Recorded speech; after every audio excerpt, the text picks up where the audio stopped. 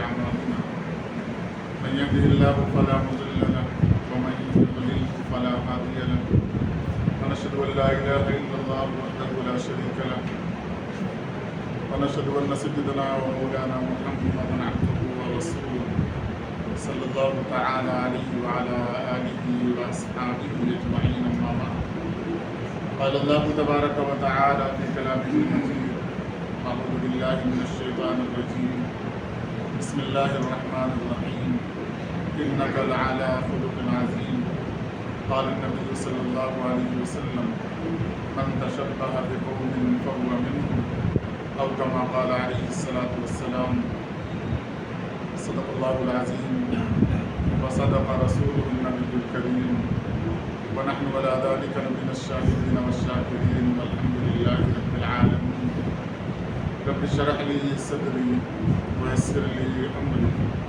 واحلل عقدة من لساني يفقهوا قولي آمين برحمتك يا أرحم الراحمين والحمد لله رب العالمين. حضرات سامعین،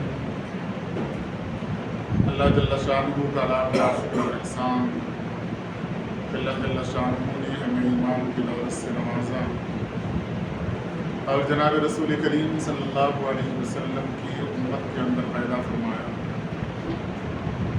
اور نبی کریم صلی اللہ علیہ وسلم کا لاکھ لاکھ شکر و احسان کہ آپ صلی اللہ علیہ وسلم نے دین کی باتوں کو ہم تک پہنچایا. جس شریعت کے ہم ماننے والے ہیں، جو شریعت جناب رسول کریم صلی اللہ علیہ وسلم پر مکمل طور پر نازل ہوئی، اس شریعت کے اندر قیامت تک آنے والے انسانوں کے لیے رہنمائی کے تمام ذرائع، زندگی گزارنے کا طریقہ، خوش ہونے کے آداب اور حدود، غم میں زندگی کیسے گزاری جائے گی اس کا طریقہ، یعنی کہ زندگی میں جو لمحات انسان کے اوپر آتے ہیں، جو واقعات پیش ہوتے ہیں، ان واقعات میں زندگی کیسی گزاری جائے گی، شریعت محمدیہ صلی اللہ علیہ وسلم کے اندر تمام رہنمائیاں موجود ہیں. گزشتہ ایک مہینے سے جو حالات بیت المقدس کے اوپر پیش آ رہے ہیں، ان حالات سے کوئی بھی مسلمان بلکہ دنیا کا کوئی بھی فرد ایسا نہیں ہے جو واقف نہ ہو. ہر مساجد کے اندر اس سے متعلق گفتگو، تقریریں، جلسے ہو رہے ہیں تاکہ ہمیں اپنی تاریخ کا علم ہو سکے، ہمیں اس تکلیف کا احساس ہو سکے، ہمیں معلوم ہو کہ بیت المقدس کیا ہے، فلسطین کیا ہے، وہ علاقہ کیا مقام رکھتا ہے، ہم بحیثیت مسلمان اس کے ساتھ، اس علاقے کے ساتھ کیا رویہ، کیا سلوک رکھیں، کیا ہمارا قلبی تعلق ہونا چاہیے، یہ اجاگر ہو، دل کے اندر ایک درد پیدا ہو. اسی واسطے پوری دنیا کے اندر تقریباً اس پہ گفتگو ہو رہی ہے. مسلمانوں سے اگر دور ہو جائیں، ہٹ جائیں، تب بھی بحیثیت انسان ہر شخص یہ آواز اٹھا رہا ہے، یہ کوشش کر رہا ہے کہ وہ ظلم و بربریت جو وہاں ہو رہی ہے اس سے کسی طریقے سے لوگوں کو بچایا جا سکے. یاد رکھیں، ظلم اللہ تبارک و تعالیٰ کو قطعاً ناپسند ہے. لا يحب الظالمین، اللہ تبارک و تعالیٰ نے فرمایا اللہ ظالمین کو پسند نہیں کرتے. دنیا کا ایک الگ دستور ہے، اللہ تبارک و تعالیٰ کا ایک اپنا قانون ہے. اللہ وہ حکومت، وہ طاقت، وہ قدرت رکھتا ہے کہ جس قدرت اور طاقت کے اوپر کسی کو سوال کرنے کی بھی اجازت نہیں ہے. اللہ تبارک و تعالیٰ نے دنیا کے اندر جتنی قوموں کو بھیجا उम्मत मुहम्मदिया से पहले उन कौमों में ऐसे हालात ज़रूर पेश हुए हैं कि जिन हालात से आज मुसलमान दो चार हैं, और ये इस वास्ते अल्लाह तबारक व तआला ऐसे हालात अदलते और बदलते रहते हैं ताकि दो लोगों का चेहरा, दो लोगों के हालात पूरी दुनिया के अंदर आया हो जाए, जाहिर हो जाए। एक जालिम के साथ अल्लाह तबारक व तआला का बर्ताव और एक सब्र करने वाले और मजलूमीन के साथ अल्लाह तबारक व तआला का रवैया और सलूक क्या रहा है। हम जिस नबी के मानने वाले हैं, जिन सहाबा के नक्शे कदम पर चलने वाले हैं, उनके हालात का जब हम मुताला करते हैं, जब बयान होता है, जब उसका तस्करा किया जाता है, तो महसूस होता है कि ऐसे हालात शायद हुए होंगे। यकीन नहीं आता वो ईमान, वो हालात, वो मसाइब, वो परेशानियाँ और नबी करीम सल्लल्लाहु अलैहि वसल्लम की ज़ात गिरामी का दुनिया के अंदर मौजूद रखना। हज़रत उमर फारूक रज़ियल्लाहु तआला अन्हु का ये कहना, क्या अल्लाह मौजूद नहीं है? क्या इस्लाम हक नहीं है? क्या नबी बरहक नहीं है? ये सवालात और सवालात के जवाब में अल्लाह के नबी का खामोश रहना, ये वाक़यात जब पढ़कर दुनिया उसको सुनती है या सुनाया जाता है या पढ़कर दिमाग के अंदर उसको रखा जाता है, तो वो एहसास नहीं पैदा होता कि क्या ईमान था, क्या हालात थे। लेकिन अल्लाह तबारक व तआला तारीखें बदलते हैं, हालात बदलते हैं, ताकि पुराने जो वाक़यात रोनुमा हुए हैं उन पर यकीन करना आसान हो जाए। आदमी जिस चीज़ को मुलाजा करता है, जिसको देखता है अपनी नज़रों के सामने से, जिस पर उसको बीतती है, जिस पर वो गुजार कर जिंदगी गुजारता है, देखा हुआ रहता है, उस पर समझना, उसको झेलना, उस पर ईमान लाना बहुत ही आसान हो जाता है। एक हालात थे हज़रत अम्मार, हज़रत यासिर रज़ियल्लाहु तआला अन्हुमा, हज़रत सुमैया रज़ियल्लाहु तआला अन्हा। हालात आप देखें मक्का के, आप सल्लल्लाहु अलैहि वसल्लम जा रहे हैं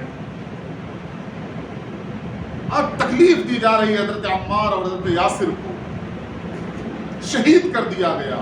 वो तकलीफ कि मारा जा रहा है, सल्लल्लाहु अलैहि वसल्लम गुजर रहे हैं, रहमतुल लिल आलमीन हैं, अल्लाह के आखिरी नबी हैं। आप सल्लल्लाहु अलैहि वसल्लम ने क्या जुमला कहा, हदीस उठाकर देखें। आपने फरमाया कि ऐ इब्ने यासिर, ऐ खानदान यासिर, इंशाअल्लाह जन्नत में मुलाकात हो। यानी हाथ बंधा हुआ है, कुछ कर नहीं सकते। वो कानून मक्का का है कि मारा जा रहा है, नबी करीम सल्लल्लाहु अलैहि वसल्लम पर ईमान लाने वालों को तकलीफ दी जा रही है, आप गुजर रहे हैं। आपने जो जुमला कहा है वो हमारे लिए कहा है कि अगर हम जिंदगी गुजार रहे हैं, हाथ बंध जाए, कैद खाने की जिंदगी हो जाए, हम कुछ ना कर सकें, तो कम से कम जबान से वो कलिमा निकाले जो नबी करीम सल्लल्लाहु अलैहि वसल्लम ने खानदान यासिर से कहा था कि कल जन्नत के अंदर इंशाअल्लाह मुलाकात होगी, ताकि कुछ ना कुछ दिल के अंदर जो दर्द है उस दर्द का एहसास कम हो, ताकि उसे पता चले, तकलीफ के झेलने वाले को पता चले कि ये शख्स अगर बंधा हुआ है तो कम से कम जबान से वो हमदर्दी के दो बोल बोल रहा है जो मेरी तकलीफ के अंदर कुछ कमी पैदा कर सकता है। लेकिन आप हालात पलट गए, मक्का से मदीना चले गए। मैंने गुज़िश्ता जुमा भी वाक़या बयान किया था कि जब मक्का से मदीना चले गए, अभी इस्लाम कबूल नहीं किया है उस कौम ने, बस मईयत और साथ दिया है आप सल्लल्लाहु अलैहि वसल्लम का कि अब सुलह के अंदर हम मुसलमानों के साथ हैं। तकलीफ दी गई, आपने कानून बदल दिया। अब ये नहीं कहा कि हमारी ज़बान आपके साथ है, हमदर्दी के दो बोल साथ हैं, इंशाअल्लाह जन्नत में मुलाकात होगी, ये नहीं कहा। सहाबा इकराम को जमा किया और कहा कि मक्का के ऊपर हमला किया जाएगा। किनकी मदद करने के लिए गए? मुसलमान कौम नहीं थी, मुसलमानों के साथ हमदर्दी थी, इंसानियत की बुनियाद पर आपने मक्का के ऊपर हमला किया था। दो वाक़यात और दोनों वाक़यात के अंदर रहनुमाई आप सल्लल्लाहु अलैहि वसल्लम ने बयान की कि जहां जिस हालत में जितनी ताकत मौजूद हो वो हमदर्दी मुसलमानों के साथ, इंसानियत के साथ होनी चाहिए। अगर ऐसा नहीं हुआ तो अल्लाह तबारक व तआला की मदद शामिल हाल होने वाली नहीं।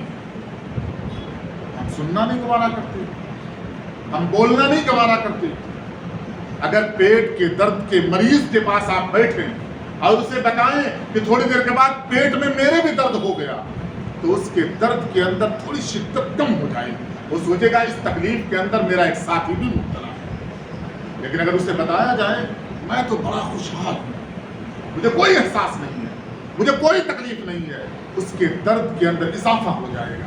اسی واسطے اللہ کے نبی صلی اللہ علیہ وسلم نے فرمایا کہ جب کوئی خوش ہو تو اس کی خوشی کے اندر شریک ہو، جب کوئی غم کے اندر مبتلا ہو تو اس کے غم کے اندر شرکت کرو۔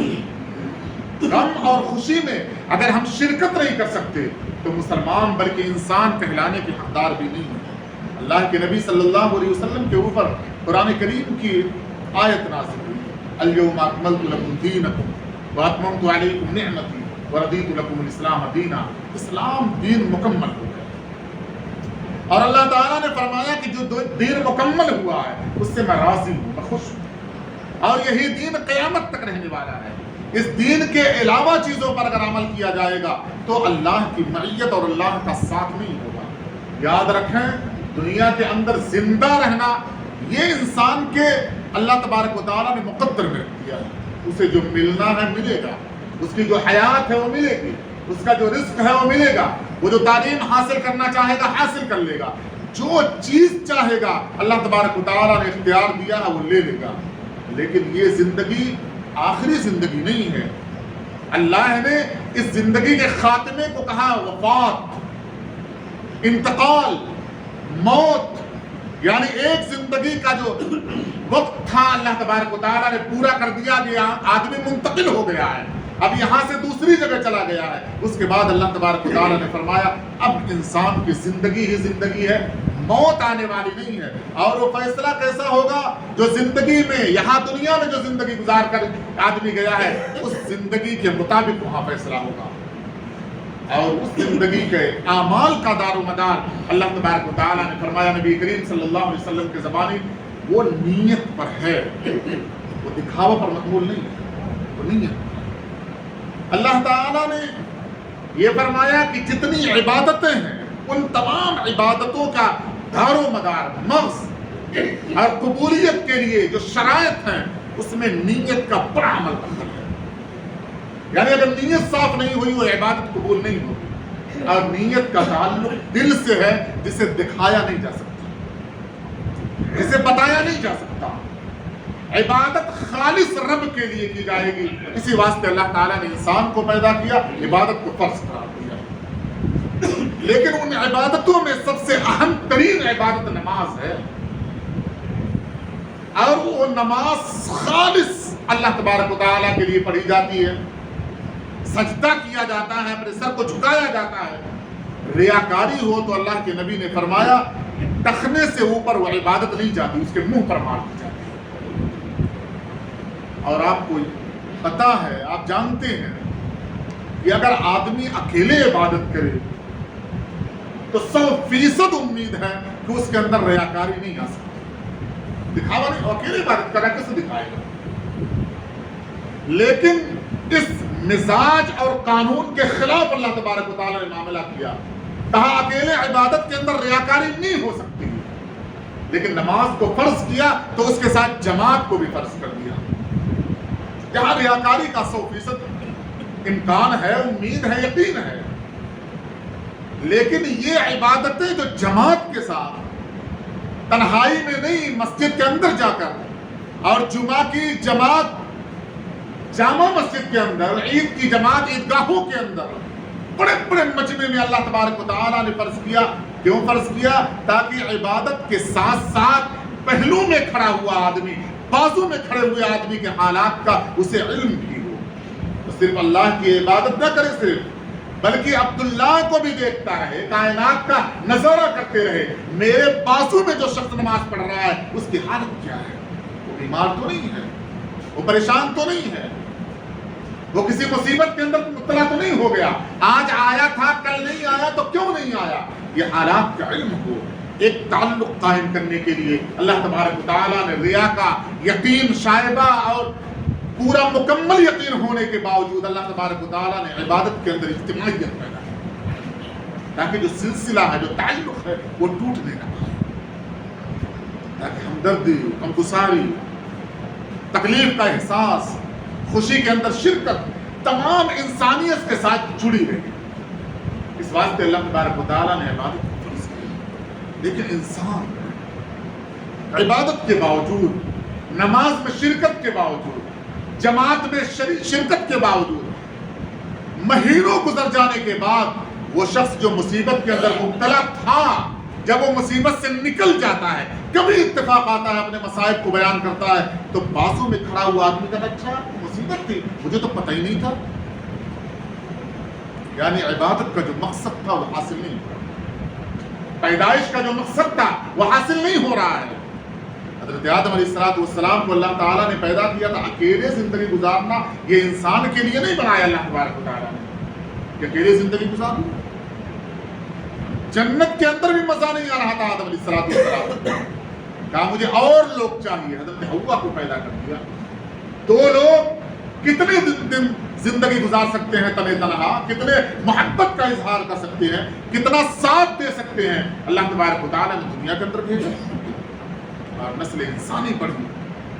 لیکن وہ جو تعلق تھا، وہ تعلق دلی تعلق اللہ تبارک و تعالیٰ نے یہ ایمان کا جز قرار دیا ہے۔ اسی واسطے نبی کریم صلی اللہ علیہ وسلم نماز پڑھنے کے بعد، رات گزارنے کے بعد 7 سے 8 گھنٹہ رات گزر گئی، صحابہ کرام کا آمنا سامنا نہیں ہوا، نماز پڑھی آپ صلی اللہ علیہ وسلم نے، پڑھتے ہی فوراً پلٹ جایا کرتے تھے اور بالکل ملاحظہ کرتے تھے صحابہ کرام کا، چہرے کو دیکھا کرتے تھے، اتنے پر بس نہیں کرتے تھے بلکہ سوال کرتے تھے، کوئی حادثہ، کوئی واقعہ، کوئی خواب، کوئی حالت پیش آئی ہو تو بیان کرو۔ صحابہ کرام کھلے دل سے حالات کو بیان کرتے تھے، اگر کوئی نہیں بیان کرتا تھا تو آپ خود اپنے حالات کو بیان کر دیا کرتے تھے۔ کیوں؟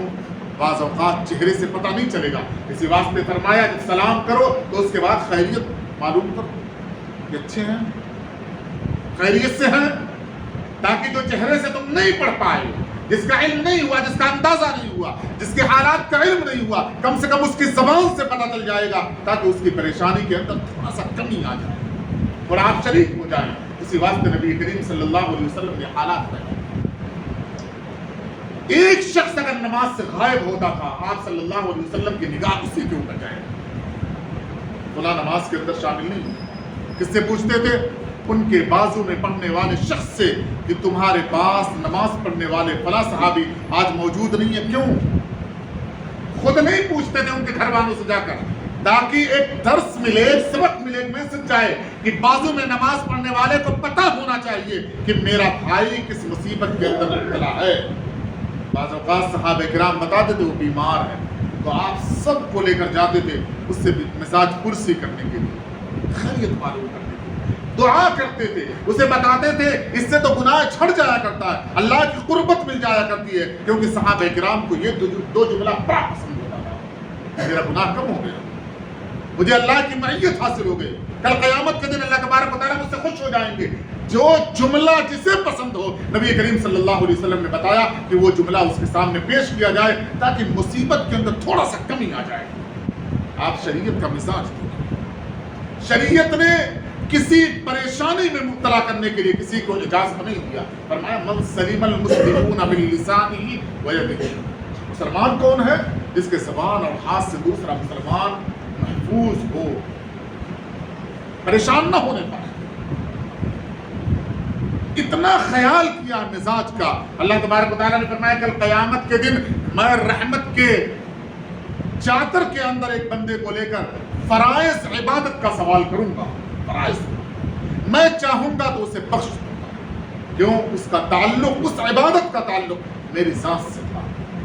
لیکن حقوق العباد کے اندر اگر اس نے کمی ہوگی تو عرش میں، عرش کے اوپر میں جلوہ فرما ہو کر میدان محشر میں وہ شخص بیٹھا ہوا ہوگا، میں اس کے باپ کے نام کے ساتھ سے کھڑا کروں گا اور اسے سوال کروں گا فلاں کے ساتھ تمہارا یہ رویہ کیا تھا۔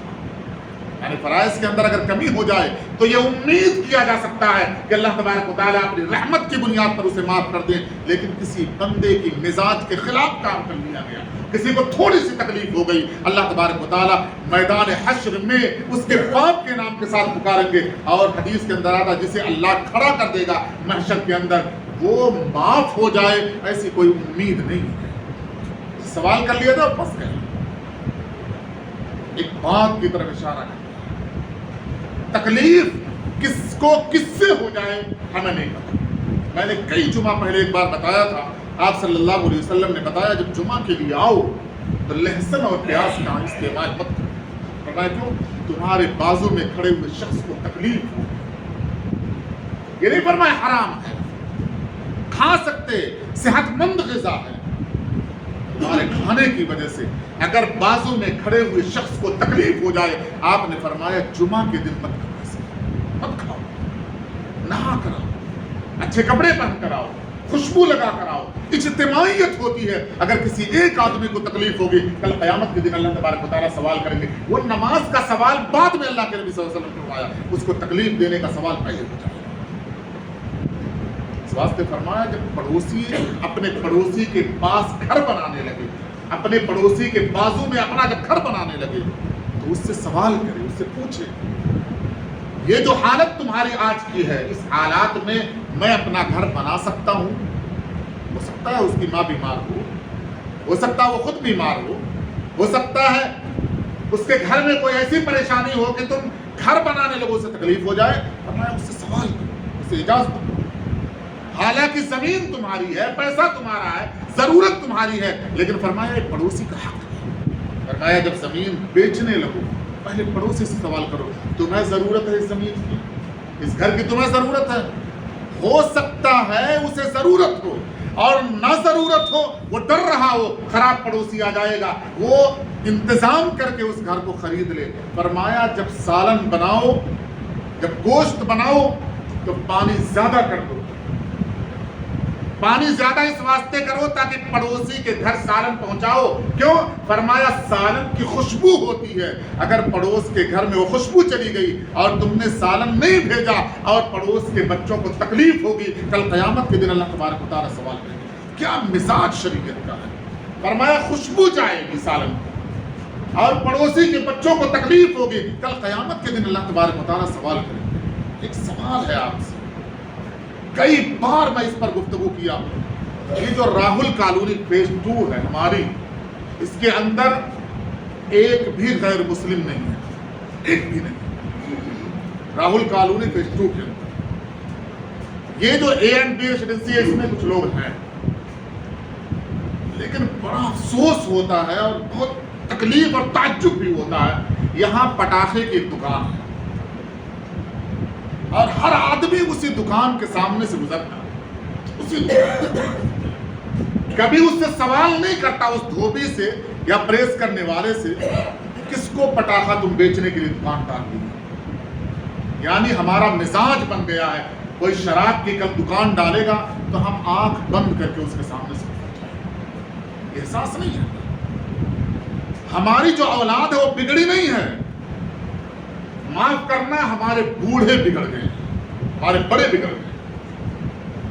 عشاء کی نماز پڑھا کے جا رہا تھا، بچوں نے پٹاخہ چھوڑا، میں نے گاڑی روک کہا بیٹا فلسطین پر حملہ ہو رہا ہے، اسرائیل حملہ کر رہا ہے اور بچے مارے جا رہے ہیں، اتنے تکلیف کے عالم میں تم پٹاخہ چھوڑ رہے ہیں. انہوں نے معافی مانگی اور وہ دن ہے 3-4 دن گزر گیا، اس گلی کے اندر وہ بچوں نے پٹاخہ نہیں چھوڑا. یعنی وہ مزاج نہیں ہے ان کا بگڑنے والا، ہم نے بگاڑ دیا. اگر وہ دکان بند ہوتی تو یہ بچے بھی پٹاخہ نہیں چھوڑتے. ہم تقریر کس پہ کر رہے ہیں کہ پٹاخہ چھوڑنا حرام ہے اور دکان ہم ڈال کے دیتے ہیں. دکان ڈالو، یہیں سے بیچ رہا ہے تمہیں، کوئی اور بیچتا رہے گا. خدا کی قسم اگر اس سے کوئی سوال کرے گا اس غیر مسلم سے کہ مسلمانوں کا مزاج کیا ہے، تو کہے گا بری ہوئی قوم، بری ہوئی مردہ. ان کے بچوں کے ہاتھ میں جو چاہو آپ دے دو، یہ اف تک کہنے والی نہیں ہے. وہ ہر پٹاخہ بیچ رہا ہے، کون خرید رہا؟ میری اولاد، آپ کی اولاد. پیسہ کس کا؟ میرا، آپ کا. محنت سے کمائی، حلال کمائی، وہ کمائی جس کے بارے میں اللہ کا سوال کریں گے. آمدنی کہاں سے آئی تھی، کہاں خرچ ہوا تھا؟ تو میں تو آفس میں ہوں، میں تو اپنے اسکول کے اندر ہوں، میں تو اپنے فیکٹری کے اندر ہوں. اللہ مجھ سے سوال کرے گا آمدنی آئی کہاں سے؟ میں بتاؤں گا بڑی محنت سے میں نے کمایا. پھر اللہ سوال کرے گا خرچ کہاں ہوا؟ میں کہوں گا میرا بیٹا پٹاخہ چھوڑ رہا تھا، اور اللہ کہیں گے تو جنت کے اندر چلا گیا۔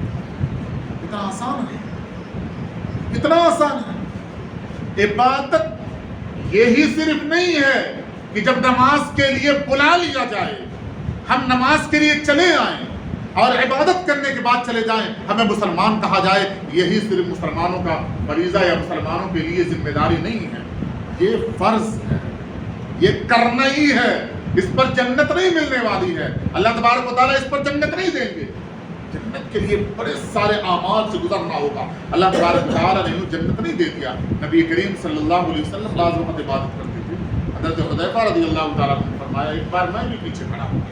عبادت کسے کہا جاتا ہے؟ یہ فرض، یہ عبادت ذمہ داری ہے، یہ کرنا ہی ہے، اس سے چھٹکارا نہیں ہے، اس پر کوئی عمل پر بدلہ نہ ملے، یہ ہم اللہ تبارک و تعالیٰ سے سوال نہیں کر سکتے۔ حضرت حذیفہ فرماتے ہیں آخری بات، عشاء کی نماز کے بعد 2 رکعت کی نیت آپ صلی اللہ علیہ وسلم نے کہا، میں نے دیکھا، میں پیچھے کھڑا ہوں کہ آپ نماز پڑھ رہے ہیں، میں بھی پیچھے کھڑا ہو جاتا ہوں۔ فرماتے ہیں آپ نے سورہ فاتحہ کی تلاوت کی، سورہ بقرہ پڑھنا شروع کیا، میں نے اندازہ لگایا کہ آپ کا معمول کیا 100 آیتوں پر آپ رکوع کرنے والے ہیں، یہ یقین ہو گیا میرے دل کے اندر، لیکن میں نے دیکھا 100 آیتیں، سورہ بقرہ ختم ہوئی، آل عمران، سورہ نساء، سورہ مائدہ، محدثین نے لکھا ہے کہ ان آیتوں کی مقدار کی بنیاد پر 7 گھنٹے ہو گیا، تب آپ صلی اللہ علیہ وسلم نے سلام پھیرا تھا۔ یہ عبادت ہے جس پر جنت ملنے والی ہے، وہ آسان نہیں ہے جنت، اور وہ عبادت پر بھی حضرت عائشہ صدیقہ رضی اللہ تعالیٰ عنہا فرماتی ہیں کہ میں وہیں پر سوئی رہا کرتی تھی، وہیں پر جہاں آپ سجدہ کرنے والے ہیں، آپ سجدے میں جاتے تھے، میرے پیر کو ٹچ کرتے تھے، میں اپنے پیر کو سمیٹ لیا کرتی تھی، پھر آپ سجدہ کرتے تھے، پھر آپ سجدے سے اٹھ جایا کرتے تھے، میں پیر کو پھیلا لیا کرتی تھی۔ آپ نے کبھی یہ نہیں کہا کہ عبادت کے اندر تمہارے پیر پھیلانے کی وجہ سے خلل پڑ جاتی ہے۔ اگر یہ تکلیف حضرت عائشہ رضی اللہ تعالیٰ عنہا کو ہو جاتی تو یہ عبادت نبی کریم صلی اللہ علیہ وسلم کی اللہ کے ہاں مقبول ہو جائے کوئی چانس ہی نہیں تھا۔ عبادت سے کسی کو تکلیف ہو جائے وہ عبادت مقبول نہیں ہے، تو یہ اعمال جو پوری کالونی کے اندر ہو رہے ہیں، پورے کالونی سے اللہ تبارک و تعالیٰ سوال کرنے والے ہیں۔ یاد رکھیں مسلمان کی جمعیت اگر بگڑ جائے گی، ایک آدمی بھی جنت کے اندر نہیں جا سکتا، اللہ تبارک و تعالیٰ پوری قوم سے سوال کرنے والے ہیں، اور ہم سب نگہبان اور نگران ہیں اللہ تبارک و تعالیٰ کی مخلوق کی۔ یہ یاد رکھیں جہاں منہیات یعنی وہ کام ہو جو اللہ کی کھلا نافرمانی ہو رہی ہو اور ہم وہاں سے گزر گئے، یعنی ہم مجرم ہیں جب تک کہ ہم سوال نہیں کیے۔ آپ صلی اللہ علیہ وسلم نے حضرت یاسر سے کہا تھا میں روک نہیں سکتا کیونکہ مشرکین مکہ کے قانون الگ ہیں، لیکن جنت کے اندر ملاقات ہوگی، یہ خوشخبری سنائی تھی کہ میں بھی کل قیامت کے دن وہی ملوں گا اور آپ بھی وہی ملو گے۔ یہ ہمدردی کے بول ہیں، یعنی اس تکلیف میں آپ صلی اللہ علیہ وسلم اتنا ہی کر سکتے تھے، آپ نے اتنا ہی کیا۔ آپ جو کر سکتے ہیں جہاں اللہ کی نافرمانی ہو وہ آپ کریں، ورنہ کل قیامت کے دن اللہ کے سامنے کھڑے ہونے کے لیے تیار رہیں۔ اللہ تبارک و تعالیٰ سے دعا، اللہ آپ کے سبھی